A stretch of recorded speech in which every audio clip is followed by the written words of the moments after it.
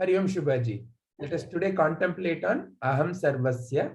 Let us begin first by chanting and learning the meaning. य-aham sarvasya prabhavo mattah sarvam pravartate iti matva bhajante mam budha bhavasamanvitah. Very nice. Can you please repeat again?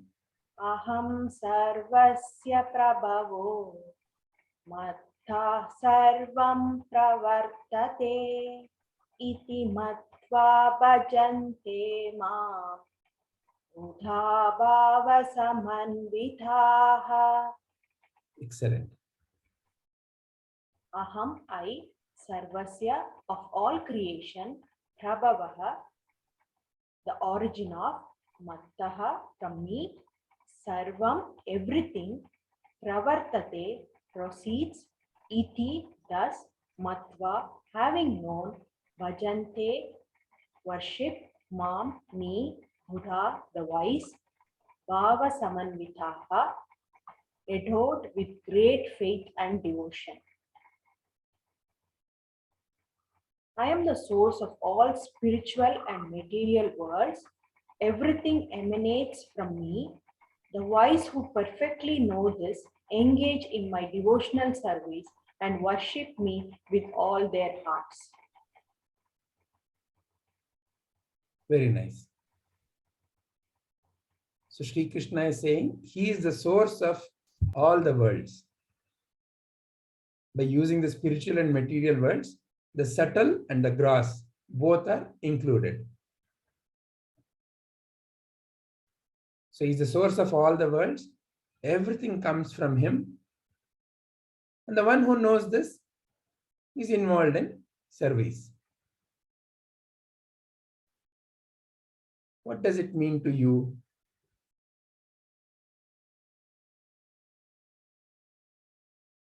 Does it mean there is a being called as Krishna sitting somewhere and doing all this? What does it mean? How do you look at this shloka?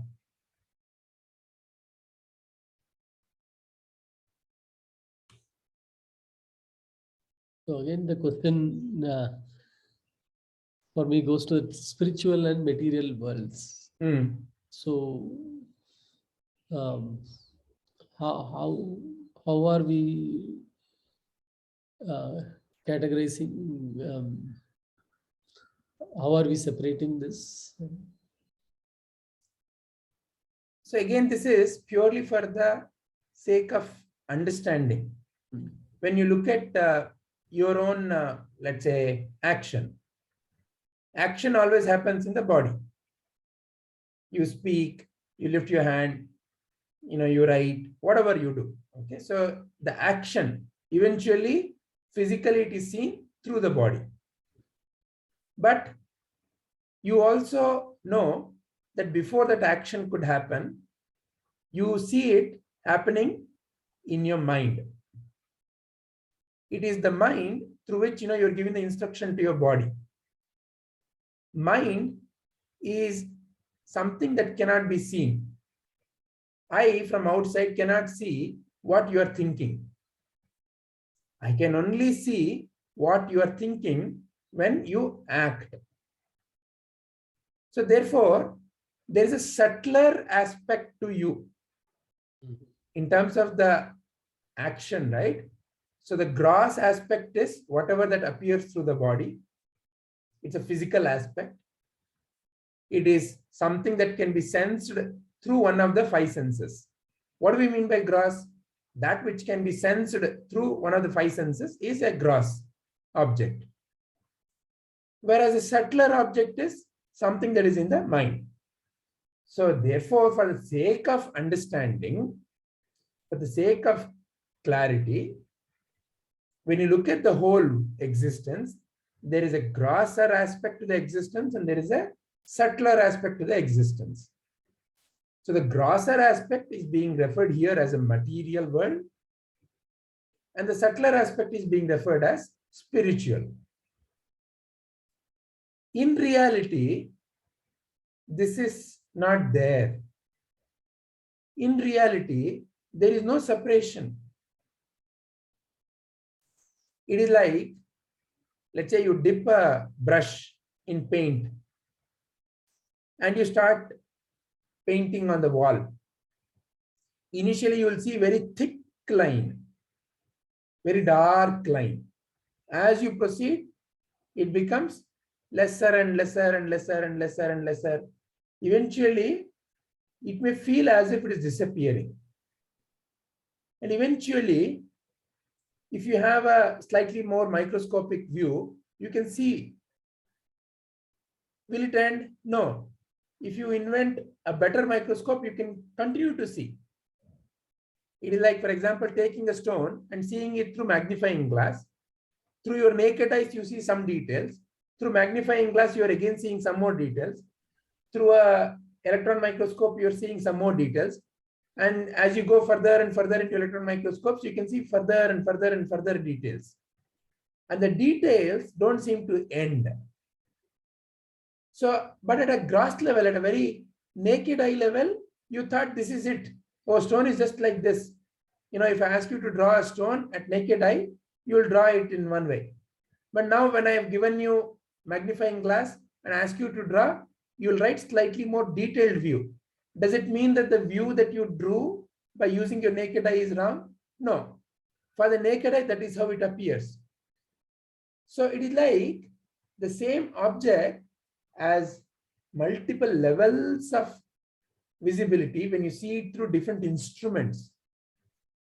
And as you go further, in terms of quantum physics, there is nothing to be seen, but there is only energy in different levels of vibration. So at the most fundamental level, the most puzzling thing is there is nothing to be seen. There is no object that can be seen. But without any particular object at the most fundamental level, something at the gross level seems to be seen. It is like that paint brush, that paint. At the grossest level, so clearly visible. As you move further away, it seems to disappear. So you can say this is a very subtler paint and this is a gross paint for the sake of discussion.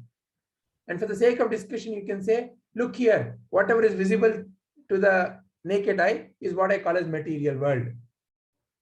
What is sound? Whatever is something that I can hear. But if you are a bat, you can hear more. You know, your frequency, auditory frequency is much different. So you cannot say that sound is only that which I can hear.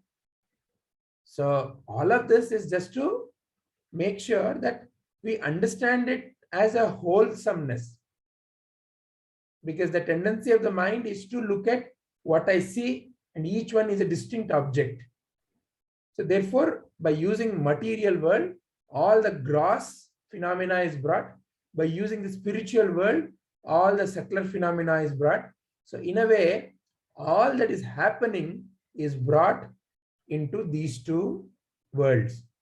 And Sri Krishna is saying, I am the source of all of this.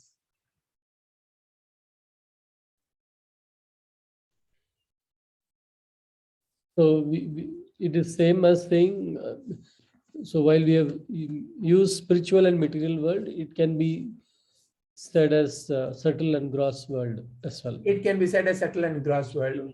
That is only for the sake of discussion. Otherwise, actually, there is no difference. Mm. See, in the mango, there is already a seed. In the seed, there is already a mango. It is subtle and gross. They coexist at the same time. There is no separation there.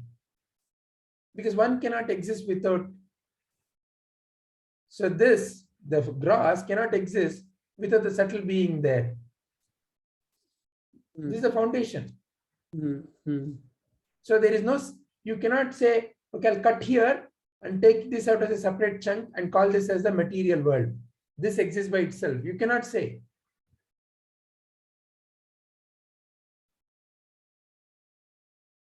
So what is Krishna saying? I am. Again, because all of us are the students of Tattva Bodha also. What is this I am that is being referred here by Krishna? Is the essence. That's why if you see in the picture, ornaments, pots, ocean, pictures are given. What does it mean? What is the essence of the ornaments? Gold. Can you see gold? Can you show me gold? Can you extract gold? No, that is the essential element. The Moola Tattva. It cannot be separated. But that is what makes that. That's the greatest mystery and the wonder of this existence. Something that is not visible, audible, or to any of the five senses makes all these things appear. So that can be only realized through the discrimination. The gold is there, but ornament is a manifestation of the gold. And I cannot say ornament is gold. I can say ornament is made up of gold. Gold is by itself. Gold is in this form, is in this form, is in this form. Pot are the manifestation, material world. And what's the spirit of the pot? Mud. The spirit of the pot is the mud. The spirit of the ocean or the wave is water. In other words, the essence of this is water. So I am Sat and Chit. I am. I, Sat. I exist is a fundamental reality. I am is I am consciousness. See, when can I am come? When I am aware, when I can recognize, when I can know. So the ability to know where it is coming from, it's already there inherent. So therefore, I am refers to Sat and Chit. I am source. So where is all of this world appearing? In the light of awareness. In the light of awareness only, the whole drama happens. And you are aware of the whole drama only in the light of awareness. Your mind is lit by the light of awareness. The world is lit by the light of awareness. Without the light of awareness, there is no world actually. You have never seen something where you are separate from that. You as in the awareness. You've always, because you are there, everything is.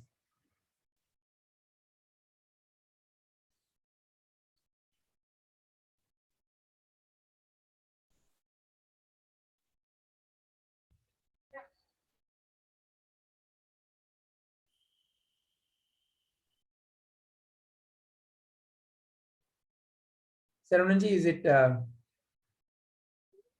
Yeah, I'm still thinking. Yeah, so I cannot. Outside me, there is there is no world. I cannot prove that, right? Outside me, because Neither can everything you is prove appearing. that outside of you there is a world. Yeah, so the So reason again, me has to be clearly understood. Me as what? Me as this body? Of course, there is a world outside. as me as in consciousness. Let's say, As me as in consciousness, So first is, you are not the body, you are not the mind, and you are a conscious being. That is clear. That is that a living reality? Yeah. Yeah. And in that, the body is appearing, the mind is appearing. And the whole world is nothing but sensations appearing in the mind. So, for example, where do you see my hands right now? Where are you really seeing my hands right now? Through the eyes in the mind. Exactly. So now like that, you can clearly now see every object you've ever seen has always been seen in your mind, in the light of awareness. Every object, whether it is a visible object or a audible object or a smell object, everything is an object, at the end of the day, in the mind. So that's where we are saying, I am that Atma, and everything that is appearing is an Atma. Yes. Is that? Yes. Yes. Because everything else is but both are Brahman only. Because this object, where is the source of this object? Like that's why the dream example is given in Tattva Bodha. In dream, what is the source of all the creation that happens in dream? How is that happening? Whatever that happens or created seems so real. What is the source of all of it? You know that you're deeply in sleep. So something else hasn't come. So which means what? The material for all that creation must be you only. So that's why that is called as a sleeping dream. This is called as a waking dream. Here, the waking dream seems so much more real. This object, each object seems so much more real. How can I be the cause of this? Again, there the ignorance comes into play, because I hold it and I say, how can this be? And I'm using the instrument to say, how can this I have created? I have not created this. Because there the inherent feeling is this is separate from this. That's why this is thinking, oh, I didn't create this. I never created this. I don't have the memory of creating this. So the fundamental ignorance, therefore, is starting with the illusion that this and that are separate. But the reality is that this and this are both objects appearing in the mind. I know I have a body only because it has appeared in the mind. And I know there is a mind only because thoughts and feelings and changes are being seen. So that is a subtle world. This, I call it a gross world. But fundamentally, both are nothing but sensations in the mind.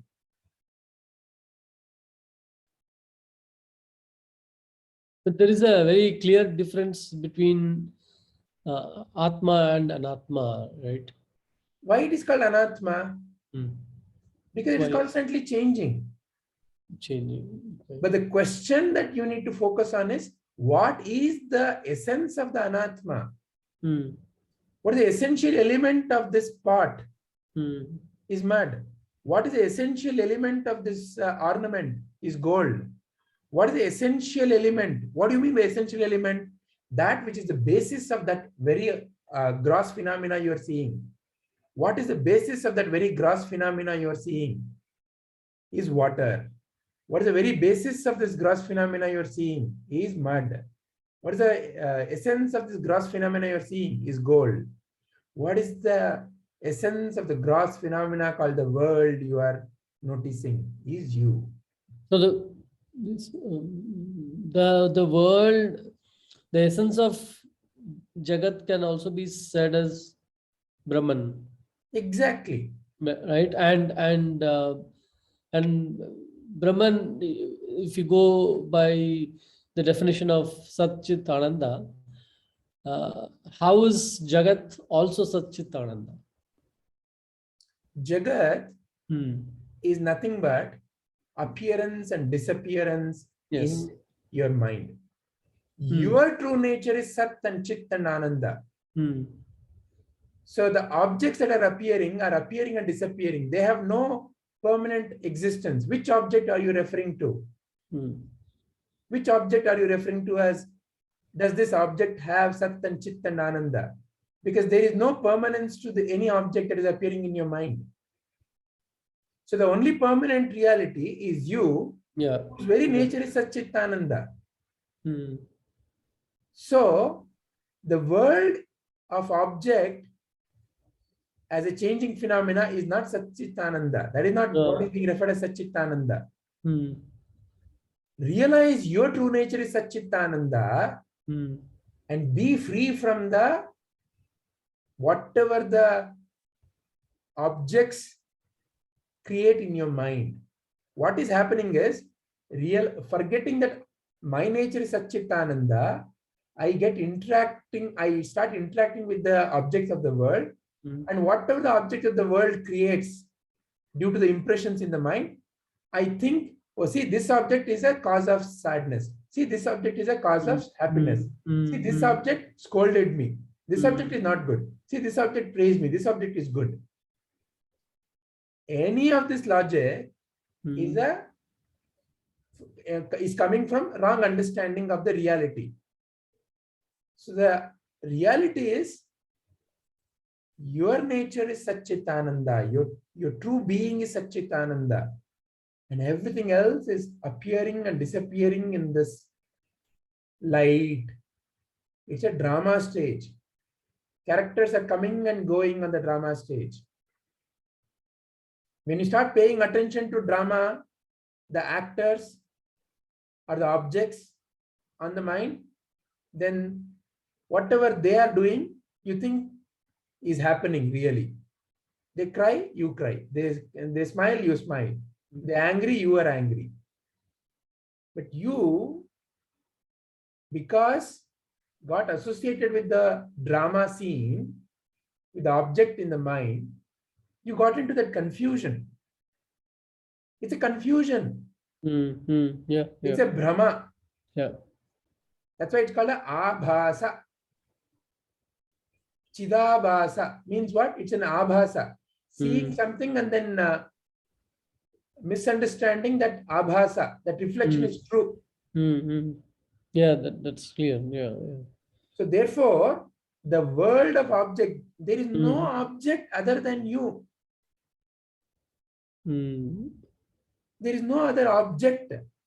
There is no other element other than you. You are the beginning, you are the end. You are no thing, zero. So zero cannot be a number. You cannot conceptualize zero. See, the symbol zero is as a representation, is a pointer. Is a pointer. But you cannot say, see, this is number zero. You cannot say. You can point at number one. This is one mobile. This is two books. 1, 2, 3, 4, 5, 6, 7, 8, 9 can be materialized. Zero cannot be materialized. Zero is immaterial.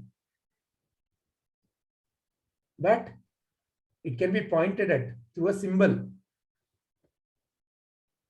Because the mind learns by symbols.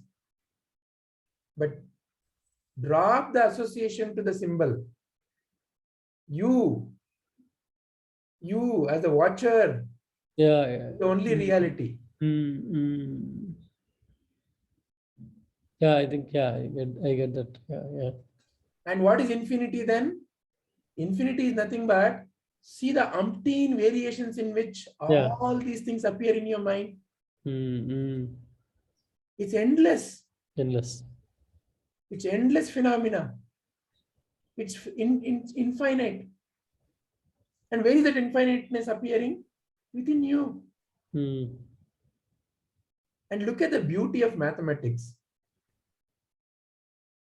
All the numbers between 0 and infinity, okay, you can only write by beginning somewhere and ending somewhere. 1, 2, 3, 4, like that, so on and so forth. But now notice 0. Start and end. Begins at the same and ends at the same. Infinity also. Same. What a beautiful and mysterious creation. Yeah.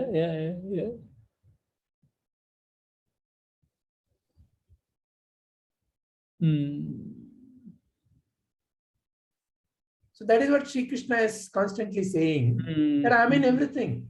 Yeah. Therefore, everything is already complete. Purnamada Purnamidam.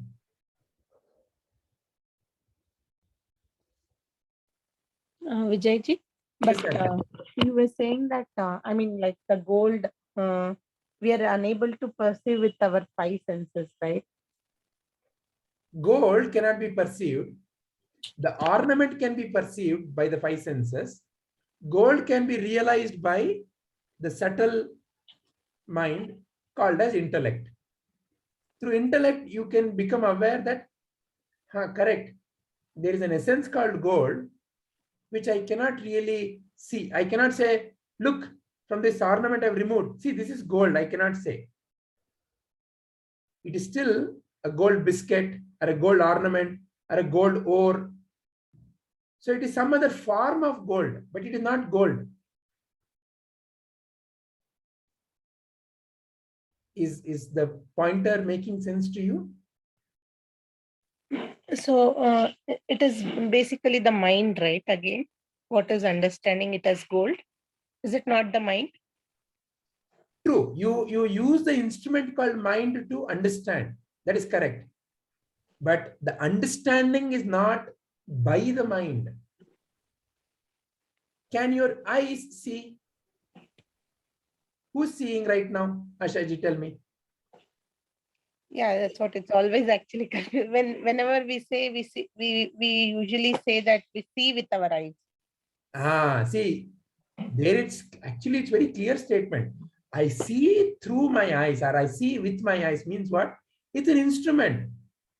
Does the magnifying glass see whatever the object that is being seen? No, the magnifying glass is only magnifying.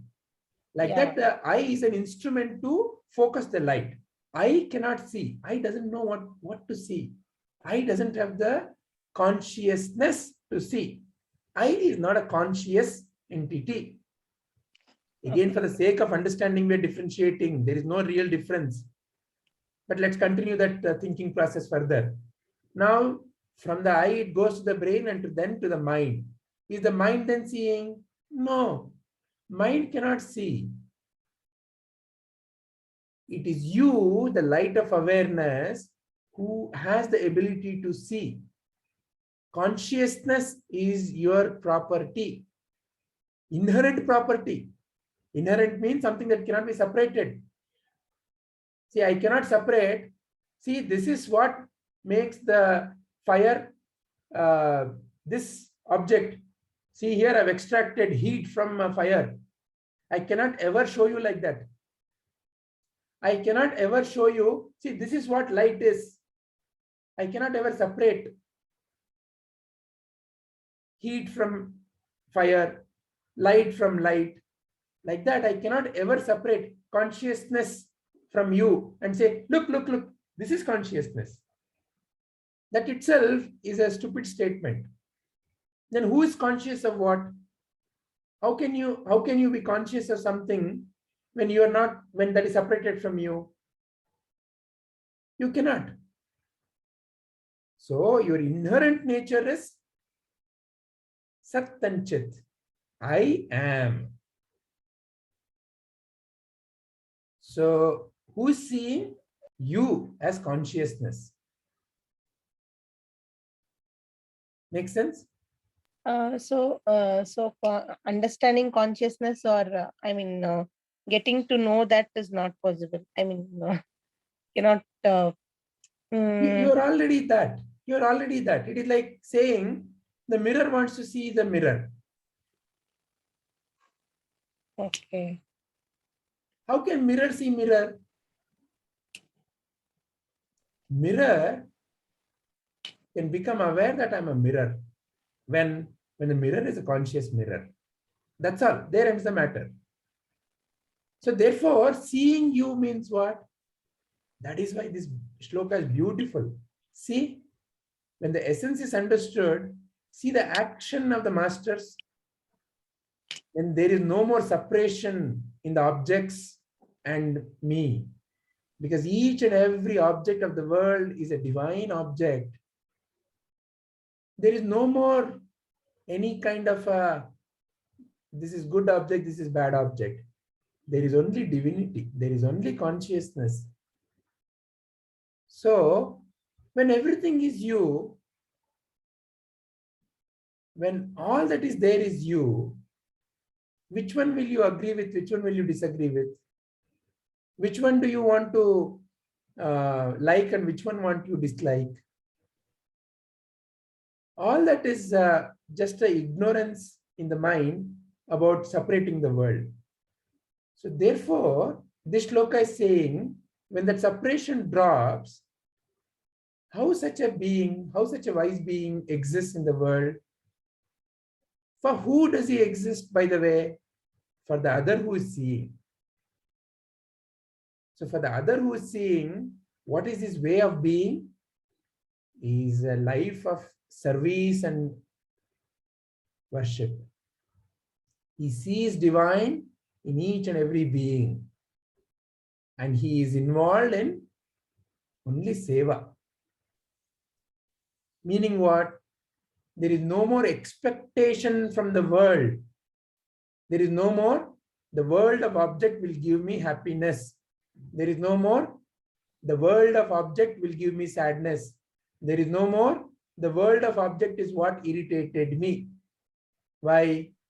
Because there is clear understanding that the world is nothing but what I am seeing in my mind. And now I can attribute any quality to that object. I see knife in my mind and I attribute knife I will use to kill somebody. Then it becomes a killing instrument. I see knife in my mind and I attribute knife is a lifesaver. I use it as a life-saving mechanism. So that's how, with that deeper inner clarity, emerges deeper inner serenity. Why? No more there is any expectation. So the being who was constantly seeking something from the world is no more there. So therefore, in a way, in great masters, there is no person left anymore. It's a vacuum inside. It's pure existence. Meaning, it's your pure reality.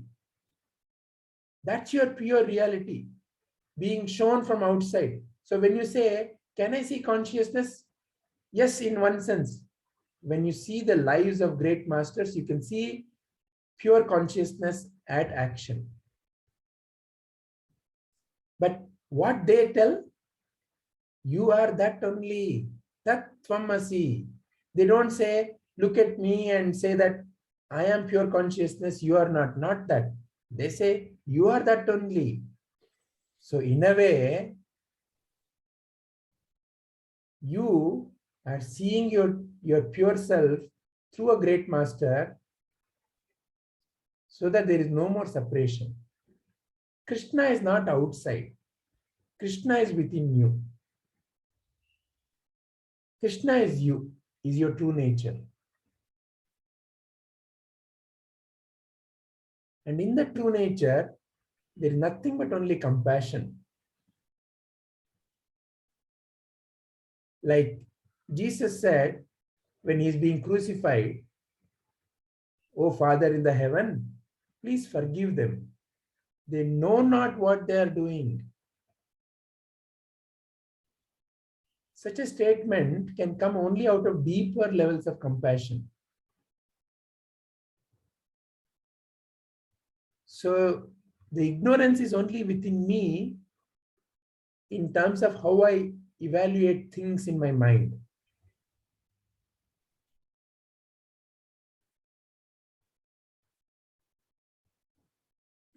So there also, like in the consciousness, there is someone hurting this person, right? And from the consciousness point of view,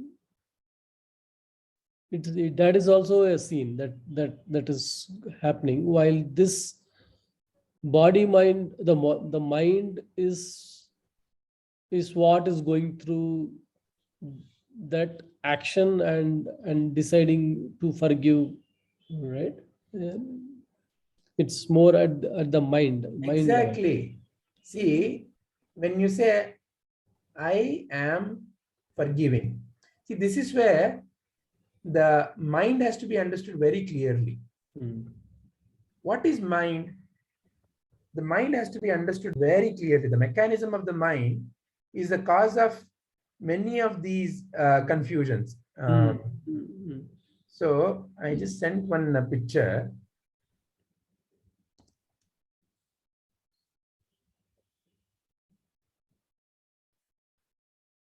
What is mind? In Vedanta and in scriptures, it is called as antakarana, inner instrument.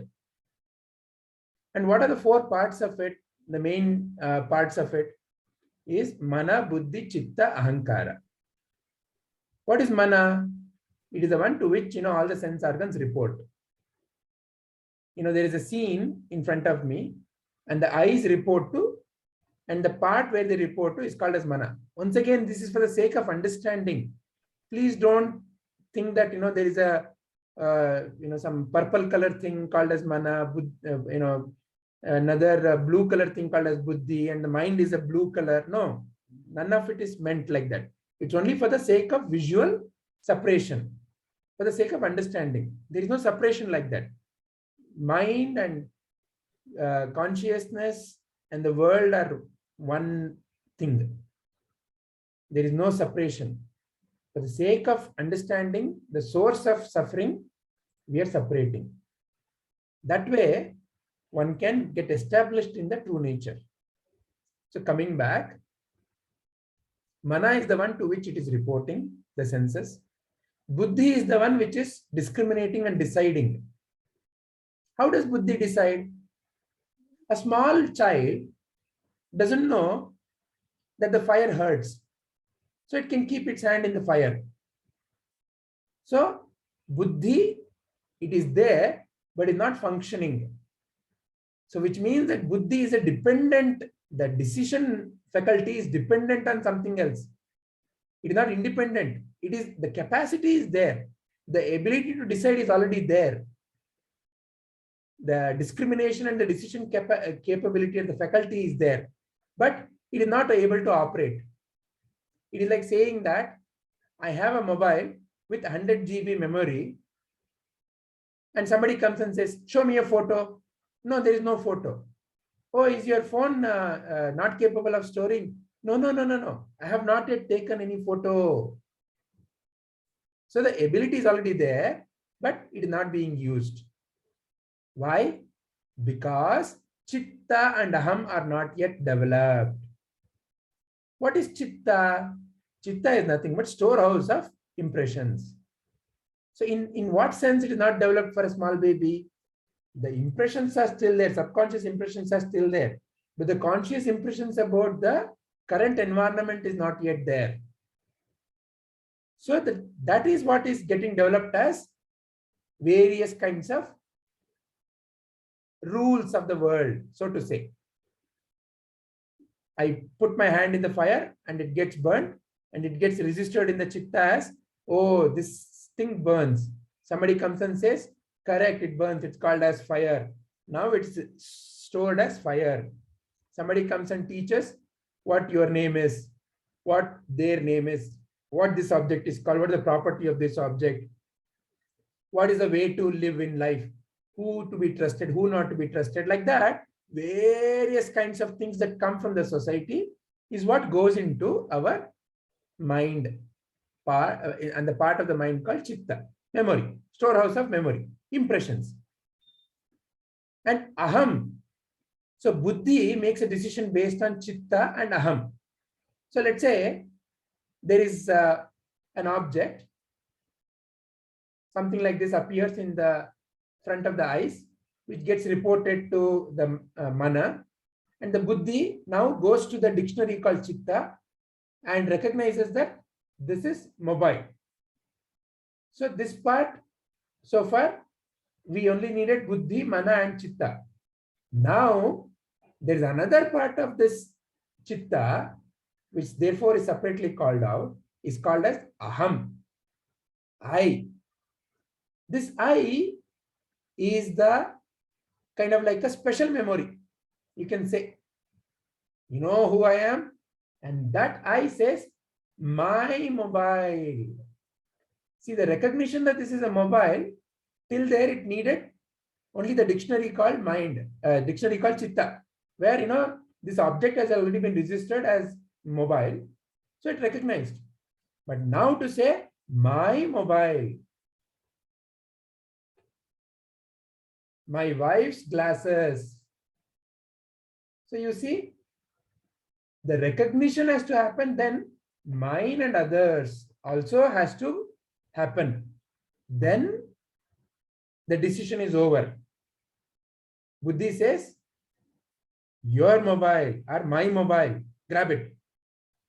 Their phone, push it. So this is how the mind is functioning. And the mind to function, this I, me and mine, is the one which is causing all sorts of tension. See, the memory is not a problem. Memory that this is a mobile is not a problem. And the mana, the reporting that right now there is a mobile in front of my eyes is not a problem. Buddhi, the ability to decide what is what, discrimination is not a problem. So then what is the source of all my suffering in life? Is this identification with the object. My, me, mine. So in the inner instrument, this recognition that this is my daughter that I'm seeing. There is an impression coming through the eyes of so many children running. Let's say I am in a park and so many children running, and among all those children, one object is given a special status. My daughter, my son, mine. So that me and mine, I, me and mine, is the source of all suffering in life. So, therefore, Sri Krishna is again and again drawing our attention to, don't be connected with the object of your mind by saying that I am the source of all spiritual and material world. You as consciousness is the only reality. So everything is emanating from you. So if we put it in the, let's say, Krishna telling me way, Krishna would tell me, it's all from you. But Krishna is talking about him, as in he is realized. There is no more separation. So therefore he is speaking as a first person. So when we are reading this, we have to reflect it as within me. So when I reflect it as within me, Krishna is speaking from within me, then I see it very clearly. I am the source of all the world. I am, as the divine light of awareness, is the only reality. In that reality, every other object is appearing and disappearing. And the wise, when I realize this, then what is mine and what is others? There is no more such a separation. Then what should I make use of this body and mind for? May it be used for the best use as needed in that given moment.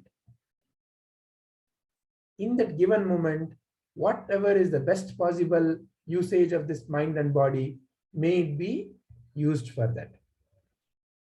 Because that is the natural dharma.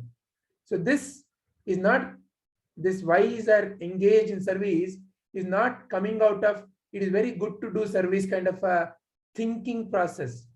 It is not a thinking based, I want to be good, I want to help. It is like, when this hand is hurt, this hand naturally goes there and says, it's okay. See, when something is hurt, you notice, please, when something is hurting, if something else goes there and is just being there. When your child is very sad, sometimes you just want to just be with them. You don't have to say anything. Just hug. When somebody just gives you a shoulder to cry, that's all is needed. No word, nothing. I am there. I am with you. That's all that world really needs. When I say I need to serve the world, is it even practically possible? How can you go and feed all the hungry people? How can you clothe all the clothless people? How can you teach Atmagnana to billions of people? As an instrument, it is not possible. But the feeling is there. Why? Not because it's a good thing to do. The politician is saying the same sentence. हम सेवा करते हैं, हम आपके सेवा में निर्भर है. But that is out of what I can gain out of this statement. When there's nothing to be gained, nothing to be lost, then the pure existence functions.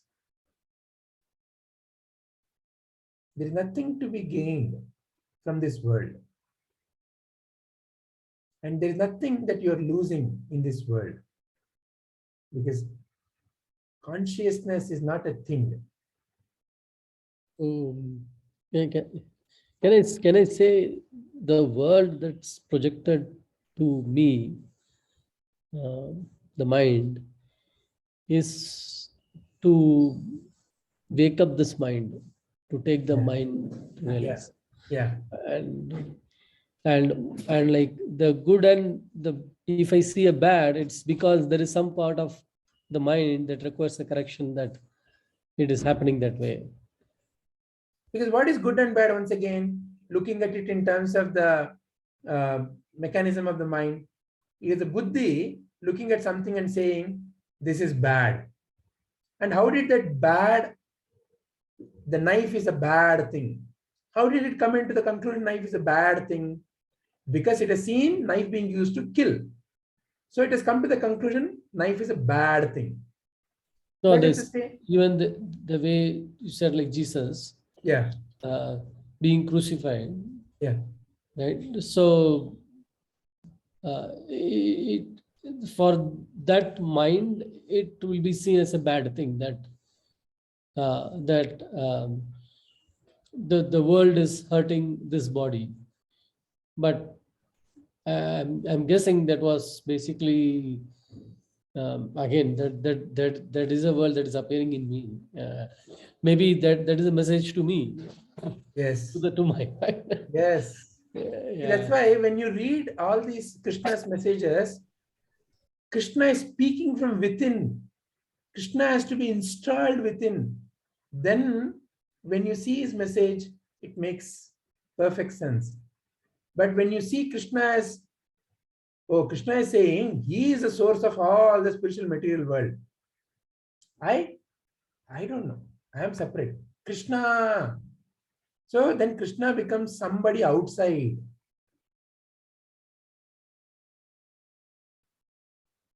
Krishna is you. When there is no more connection to I, me and mine. In a mind where I, me and mine is disconnected, that is who we call as a person, no? Only when there is this I, me and mine can come. So just the dissolution of the I, me and mine is it is like Nanu. When I don't exist, existence is only present. Like that Bhakta Kumbhara, one wonderful story, no?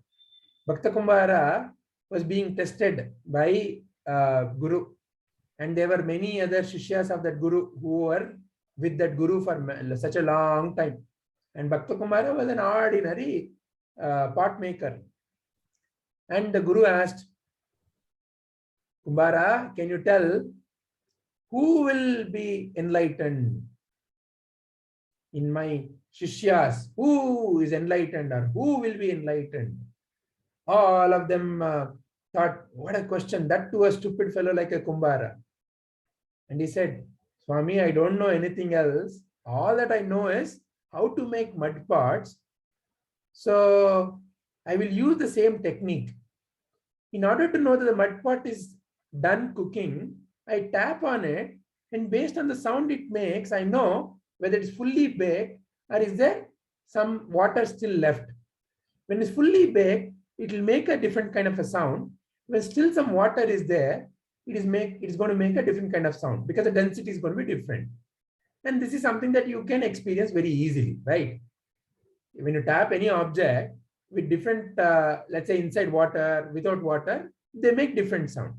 So similarly, a Kumbara would recognize a pot is fully baked by the sound it makes. So he said, I'll do the same. All the Shishyas were, what a stupid way to test. How to test that?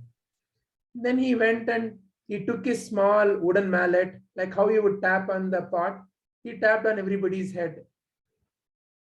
And then he turned to the Guru and said, no one will go. No one is ready. All were very upset. Oh, how? And then Guru asked the next question, which made them upset even more. Guru asked Kumbara, are you enlightened? Will you be enlightened? Will you go? He said, Nanu hodare hodenu. If I go, I mean, it's very difficult to translate it with the right spirit in English. But in English, what it means is, if I go, I may go. Nanu hodare hodenu. I, me and mine. When that I, me and mine disappears, then only I go. So when I, me and mine is not there, when that abhasa is not there, when I'm not getting connected with that abhasa, that little me, then what is present there? What is present there is the divine light of awareness only.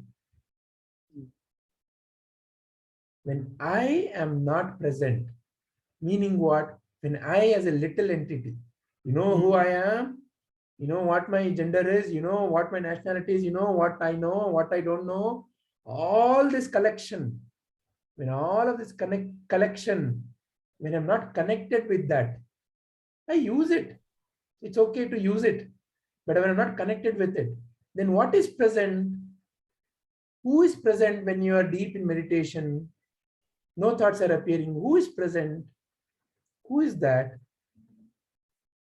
That is who you are.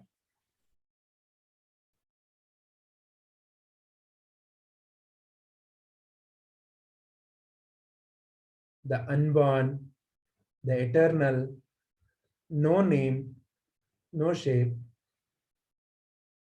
serene. That is who you are.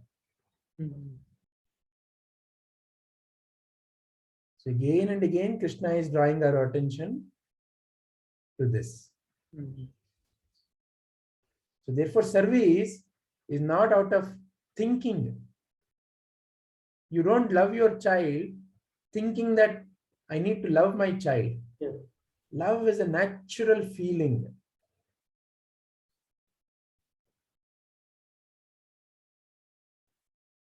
When this hand is hurting, this hand doesn't go thinking, you know, when I go and give some soothing, this hand will come and appreciate me.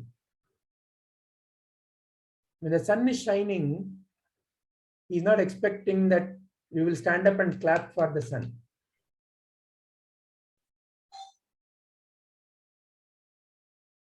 Here also, the mind is still, is the mind aware that I am helping, I want to help? No, or it just like, See, when you're talking now, just notice, when you're talking now, the phenomena of talking is you're aware. Mind, that's the nature of the instrument, no? so the mind is still active. Mind is active. In all the gurus still.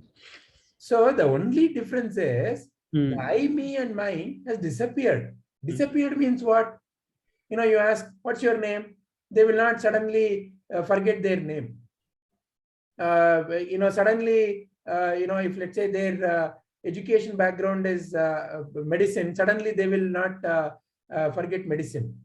So it is not forgetfulness. It is, there's a tight binding between I, who is the pure awareness, to this abhasa that is being seen through the mind. That is disconnected. And now this I becomes a abharana. That abharana is what is shown as the sarpa for Shiva. The ego is now worn as a ornament. Is no more bothering him.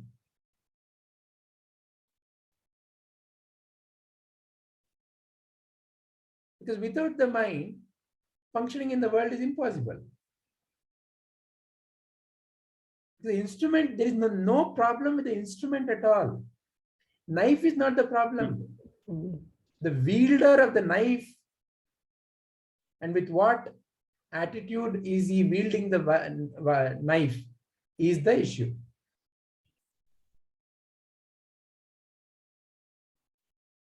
Can I say still the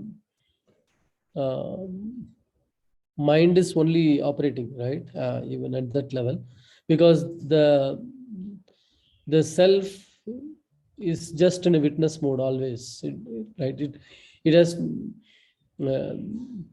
it's a refined mind that is operating at that time. Yeah. Right? A pure mind, a sattvic mind.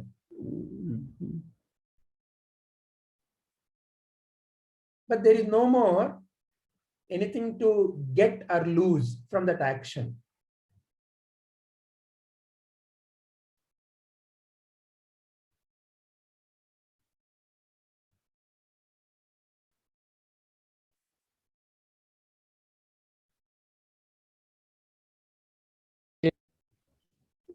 Basically, I think clear of the confusion. Can that happen? I couldn't hear your point, Saravananji. Can you please repeat? Okay. So the question is, at any point of time, can the mind feel that it has realized the self and clear off the confusion? So let's examine that statement you made. Can the mind ever feel it has cleared up the confusion? As long as there is a connection to the mind, that I am something in the mind, it will never happen like that.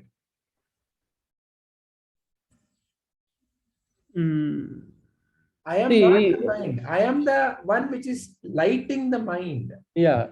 But that is a higher level witness mode. This is another question I have been having. I am always when I'm in the body mind, I am operating in the control of the mind always. No. How do I get out of? No, you are not operating in the control of the mind.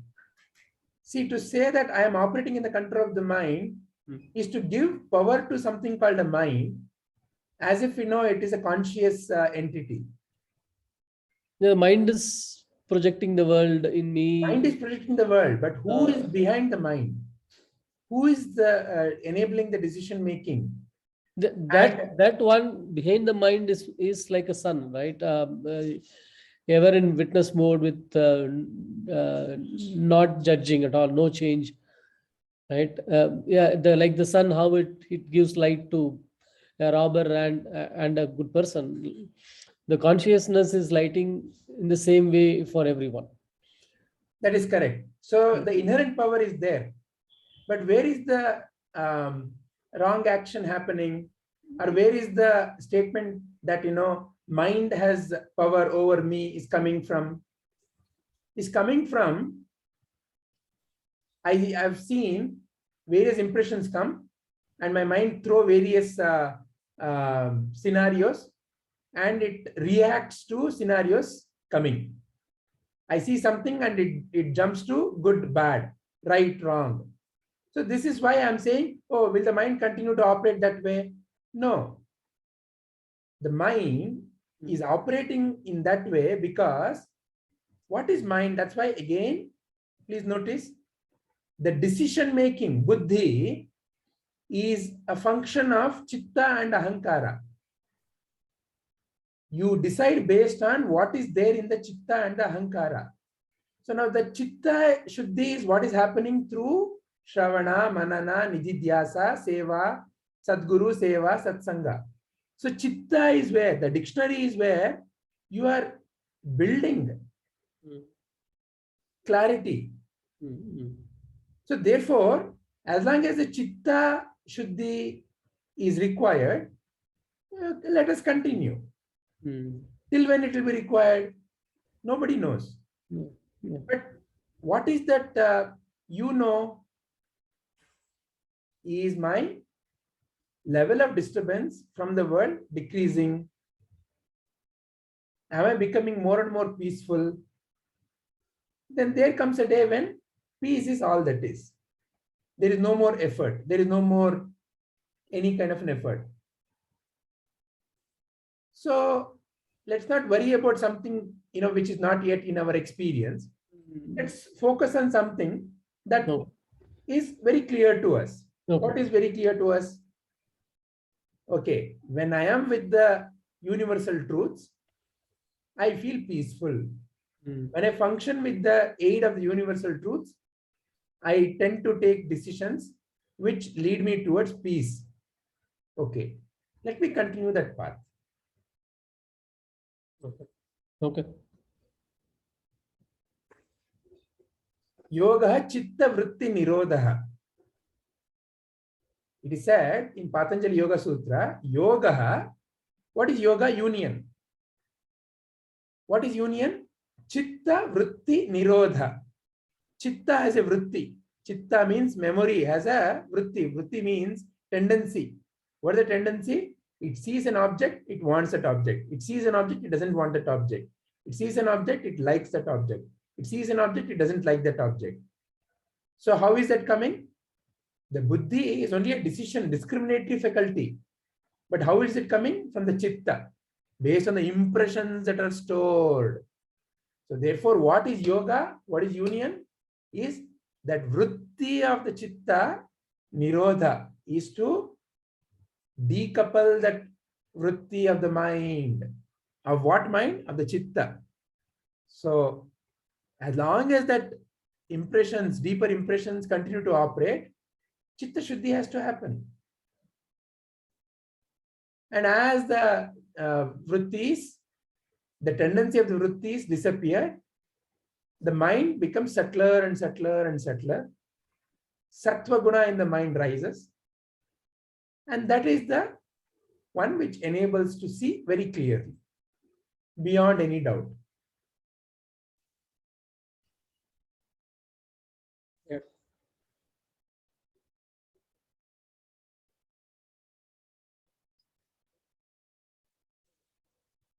Yeah, Ashaji, is your query also addressed?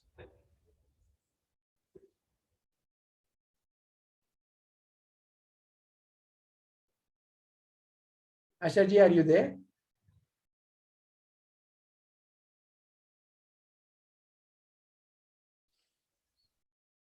Shubhaji, is there something that you would like to say? No, sir. can you summarize your understanding or what you would like to say about this shloka, Shubhaji? What I understood, if I have to say it in one line, everyone is born with a consciousness, but due to our conditioning, we either get towards the realization of our consciousness or stray away from that. And in the end, when we stray away, we end up suffering. Very nice. So the clinging to all the external thoughts and the material world is still because of the insecurity of the mind, because of the ignorance of the mind that it is thinking. Yeah. It needs that to be in a happy state. And exactly. Because there is still somewhere the feeling that I need recognition. I need clapping. That's what I'm going through, and I've been thinking like all these concepts are getting very clear and meaningful when we discuss, but then why is that still the mind is clinging to a lot of the external things, and what is that the purification looks like it the clinging has to go. Exactly. So that's why the mantra is Shravana Manana Nidhityasa Sadguru Seva Satsanga. So the more I get involved, the general tendency is to have the feeling that I get something by doing something. So that can be resolved only by karma yoga. No expectation, but in the service of others. That's why if you look at around the great masters, seva is given very, very important position. The realization is not complete without the action. Exactly. I don't know. Sometimes is it that I do feel at times trapped. I'm sure with my own desires of the past desires, what I have created, I feel I'm trapped, and like it's not easy to disconnect those traps or like get away from the traps, and I think that's where the misery starts. I guess the desires have to be redirected, and definitely So therefore, one of the example given, what is sadhana is like you have a seed. Let's say you have a mango seed. If you put into soil, it will become a tree, and it will lead to 1,000 other fruits, and it will lead to 1,000 other trees. So now, is it ever possible to cut this? Yeah. When you take that seed and you burn it. When it is completely burned, then there is no more potency in that seed to lead to another tree. So similarly, what is that we are using as the fire? The fire of the jnana. And what is it we need to burn? Burn our internal impressions. Does it mean it's a painful process? Do I need to suffer? Do I need to stop engaging in the world? No. Therefore, the master says, no, engage in the world. Be 100% engaged in the world. But only shift a little.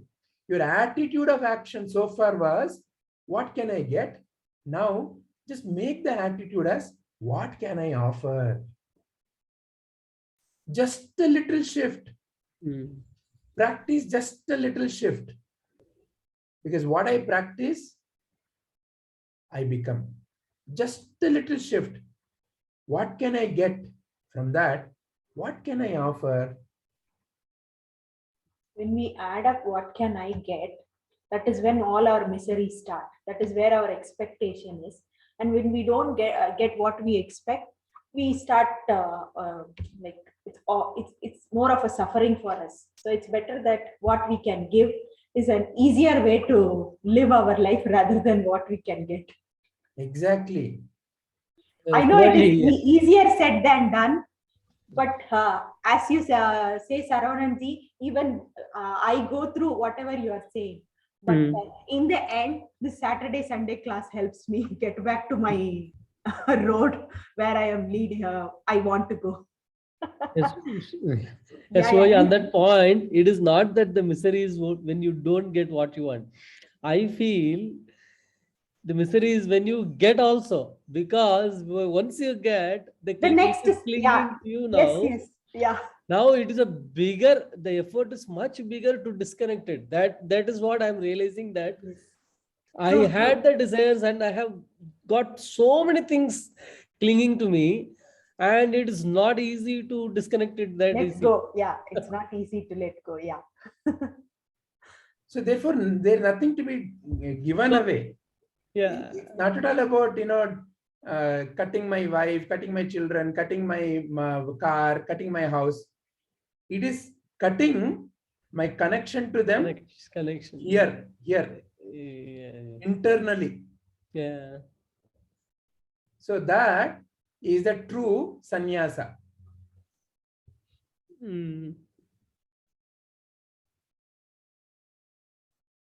But I still, I think both ways, it's the same thing.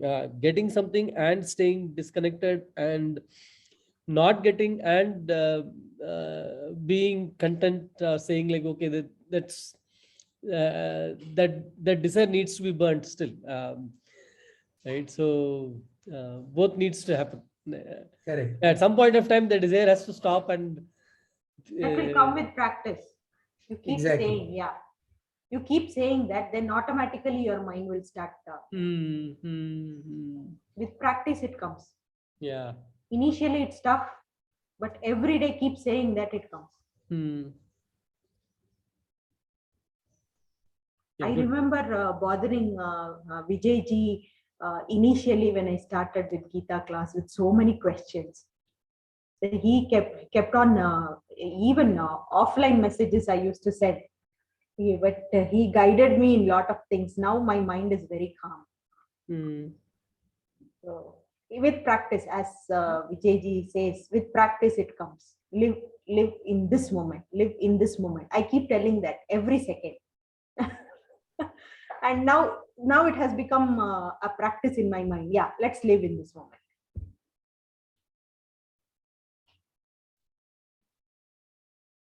Very nice, Shubhaji. Yeah. So that's why I keep telling, you speak less, but you have the depth. Thanks to you, sir. Nothing I have done, Shubhaji. No, sir, you don't know what you have done. But I have learned a lot of things from you. I would say, initially when I started the Gita class, my mind was a big mess. Now with practice, after so many classes and literally practically putting all these things in my life, I have got a lot of peace inside me, and I should thank you for that. It was already there. So yeah, but I didn't know about it. That's all. And you, as a teacher, you came at the right time. They say, when we need a teacher comes in our lives. That is how you came in my life. It's all a grace, Shubhaji. For each one of us, it's grace. Thank you, sir. This association. And you know what that grace is? That grace is your karma and your dharma. Meaning, what you have done is what comes back to you.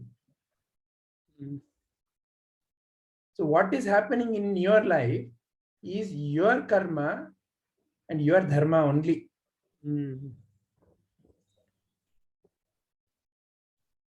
Yeah. Can you explain it a little bit, sir? How is it?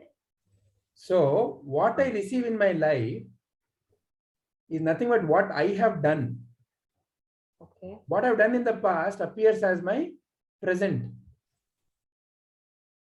So whatever it may be, to receive something so-called, let's say, punishment in the world, or to receive something called as, let's say, Sadguru's jnana, both are my doing only. So somewhere deep within, there must have been a feeling to receive the right knowledge. So therefore, existence creates various roles around you to help you. Ishvara Guru Atmeti. Atma only appears as Guru through the grace of Ishvara. And Guru, Ishvara and Atma are not three separate things, one and the same. So what the external Guru is teaching is saying, Krishna is within you. So you are that only. Tat Tvam Asi. You are that divine consciousness only. You are that being only. So therefore, where is true Guru? Within you. And the external Guru can aid. But the final steps have to be taken by you. So ultimately, it begins and ends with you. Like how zero. It began from you. It seems to go out all the way, big circle. I seem to be so far away from me, but it comes back to me.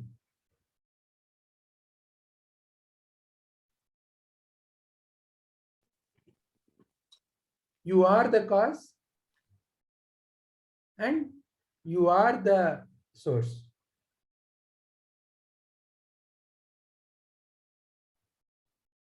Yeah, got it, sir. Thank you. The karma theory is coming to picture, where your own good karmas result in taking you into the path. Right.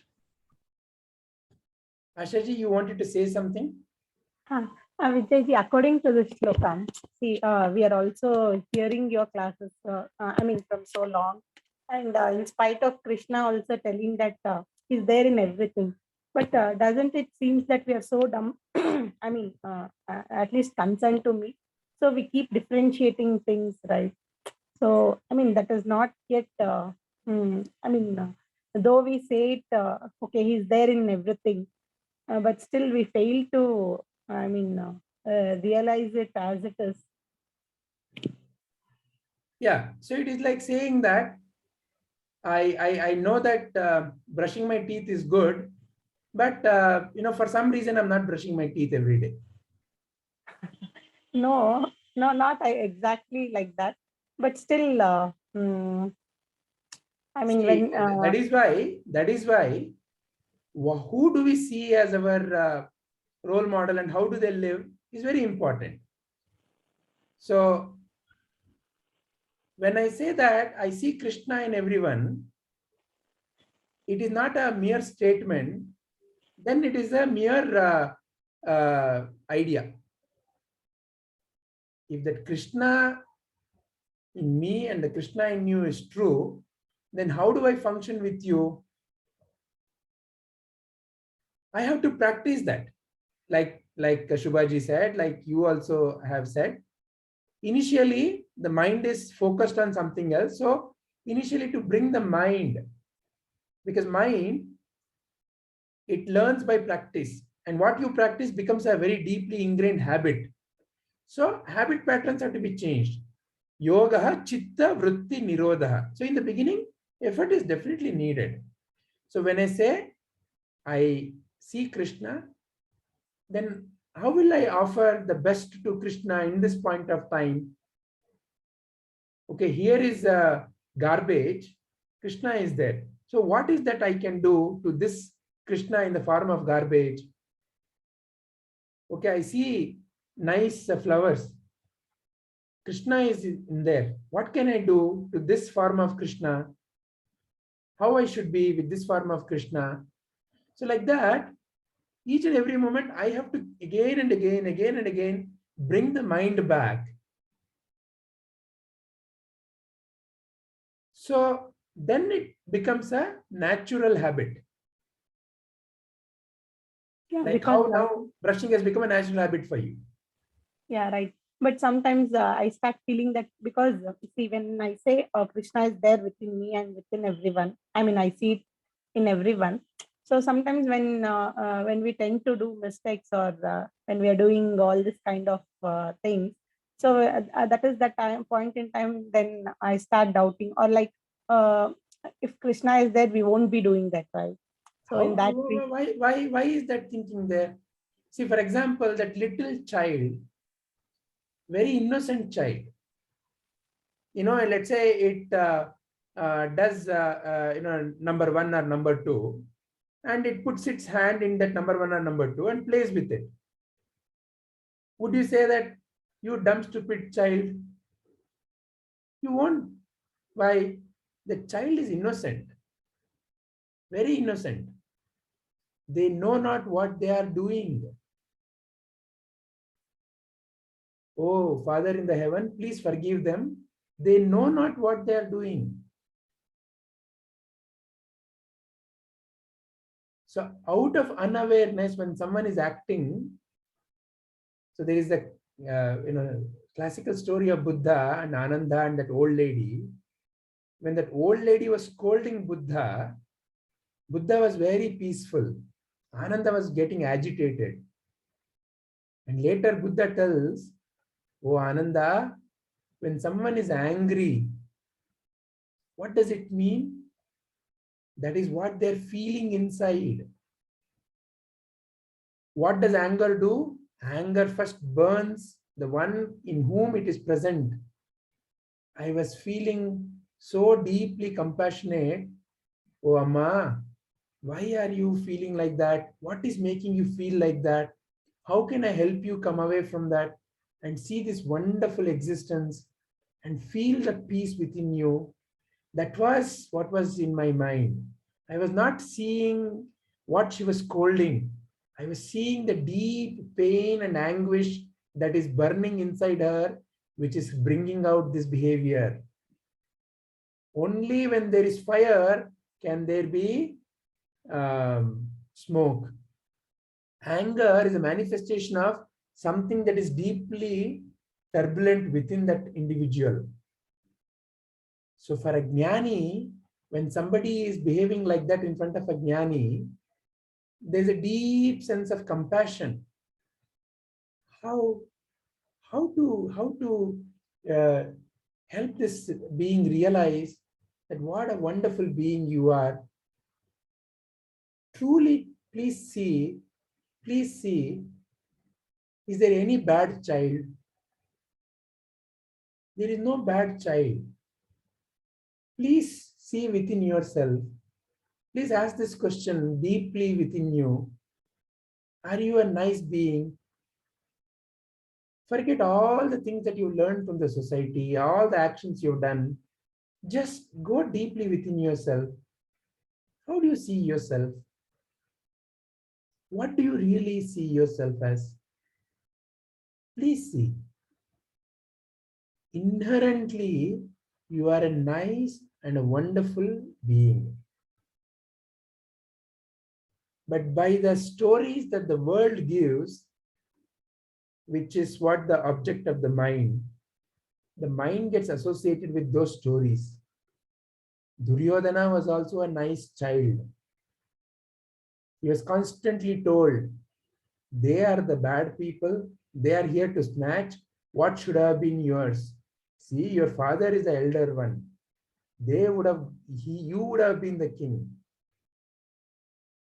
So in a way, stories that the society gives makes any mind. So forgive. They know not. We are fortunate that we've come into the light of the right guidance through the jnana. And when I see someone who is suffering, not because they've done something bad or anything, that may have been in the past, but right now, there is a great opportunity in front of them to come out of that misery. It is like, can you just sit by yourself and your children and everybody is in front of you, and can you really enjoy a nice mango all by yourself? You cannot. Because your natural feeling is, they should also taste this mango. So nice. You'll call your daughter, you'll call your son, you'll call everybody around. Okay, how many pieces we can make? Okay, have a little piece. See how nice it is. See how nice it is. That's your inherent true nature. You're not doing this because somebody should clap you as a good mother. That is your true inherent nature. You want to share the niceness you have within. You want others to feel, oh, this is within you also. See how nice this mango? Ah, nice. So seeing Krishna in others doesn't necessarily mean that their action has to be according to you, or in your book, what you call as the right action or the good action. In front of Krishna, Duryodhana, when Krishna showed Vishwarupa, he said, you are a cheap magician. In front of Krishna, Shishupala committed the same mistake of insulting 100 times. So just because one is realized, the world in front of that one will not behave the way the one wants. Expecting that the world will behave the way I want is itself the root of suffering, is the cause of suffering. The world is the way it is. The nature of the fire is to burn. The nature of the rose, when it is in a plant, is that it will also come with the thorn. I have to realize and I have to see how to be with that and how to dance with that in a way that I am undisturbed. There is no point in me suffering and expecting the world to fix itself. It will never happen. The world will never fix itself. Krishna is said to be Avatara. He could have just put his magic hand and said, no more Kurukshetra war. And everybody is realized now. All of you are now self-realized. Feel peace. Why it did not happen like that? That is not the nature of how the world is. That is not how the design of the world is. That is dharma. Realizing that the nature, realizing what the design of the world is the true dharma. Then living in accordance with that is the true dharma. Dharma is not my man-made decision of this is good, why are they not behaving like this? This is bad, why are they behaving like this? Dharma is realizing nature of the fire is to burn. And how I can be with it.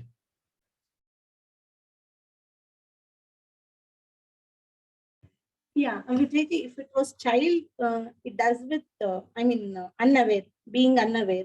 But we do it being aware, right? How do you say that? How do you really say that? If you are truly aware, then there won't be any kind of suffering.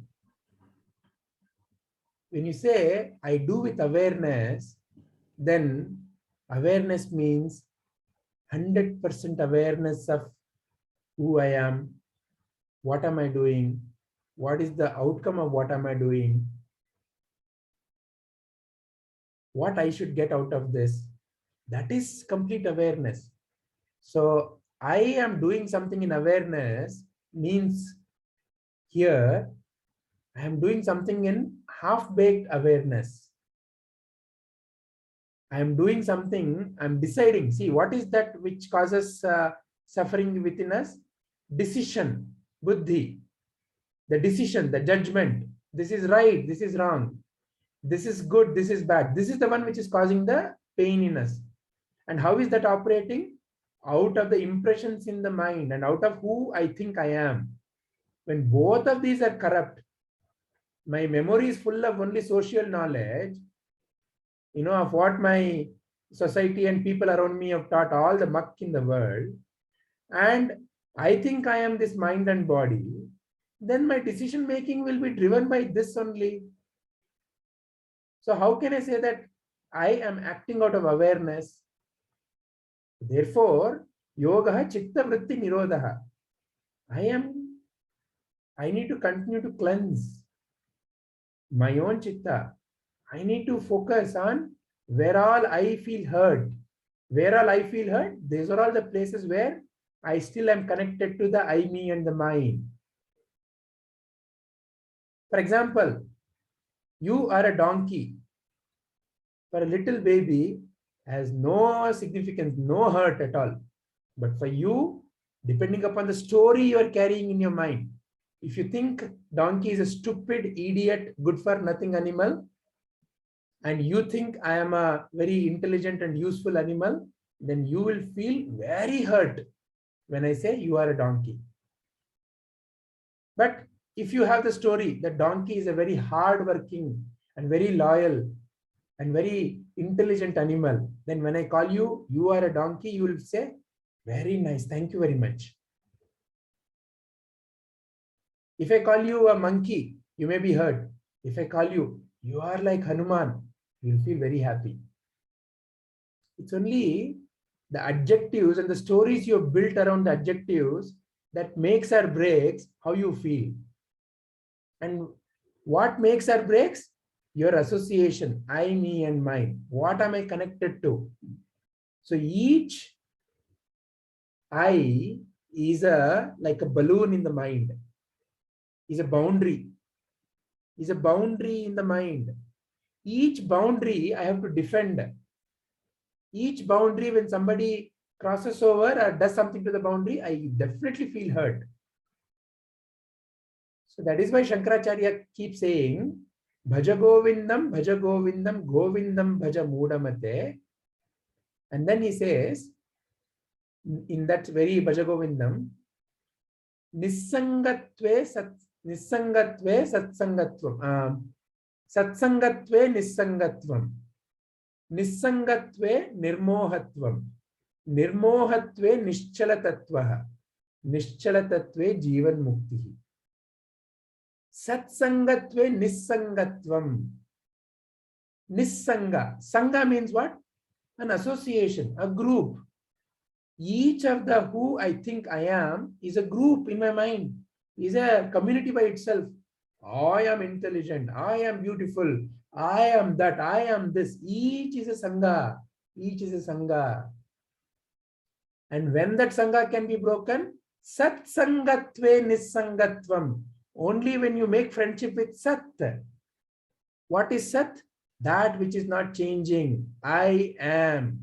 I as that consciousness. I as that existence. Only that is the truth. Rest everything is coming and going.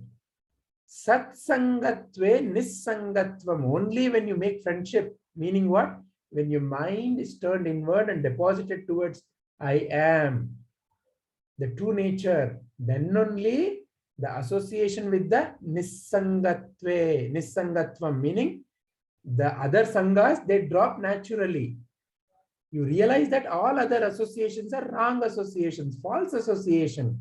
I'm not truly a female. I'm not truly Asha. I'm not truly intelligent. I'm not truly idiot. I'm neither. I'm not truly anything, that or this, whatever the world attributes. All of that is an attribution. It's limited. Any attribution is limited. If I say, oh, you're wonderful, you're wonderful, sweet.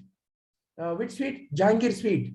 Then I have made you restricted to Jangir sweet. So any attribution, any label is a limitation, is a sangha. So satsangatve nissangatvam. Nissangatve nirmohatvam. Moha. Moha is what? Attachment. Want. I am attached. When it happens, only when Nissanga happens, only Nissanga Nirmoha can come. Nirmohatve Nischala Tattvam. Only in Nirmoha Nischala Tattva. That which is unwavering. That which is unwavering is you.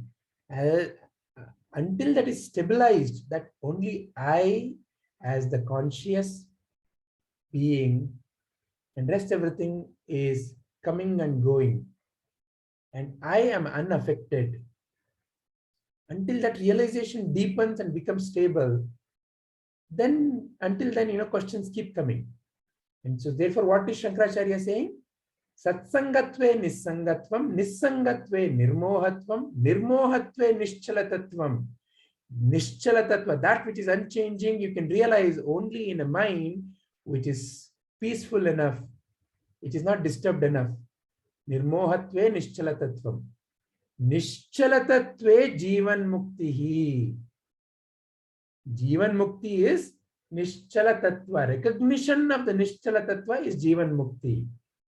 Then the life is like this. There is no more what I got, what I did not get from life. There is only what I can offer in life.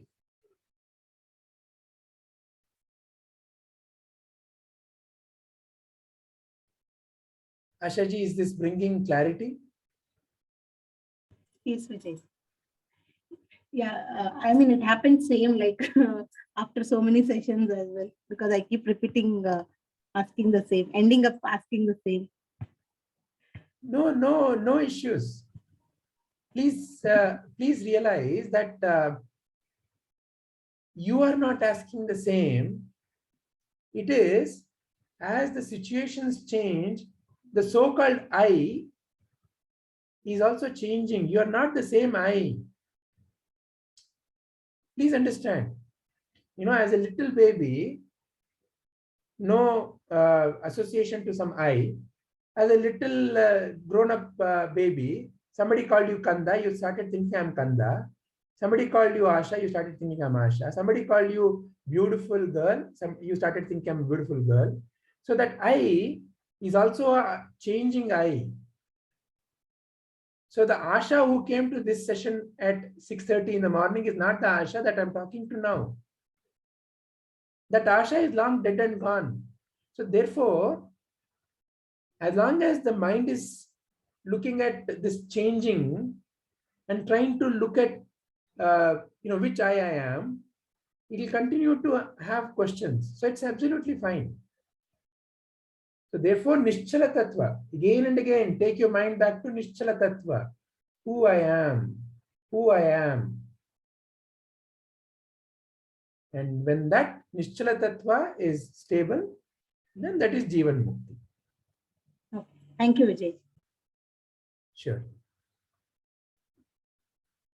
Shall we end the contemplation?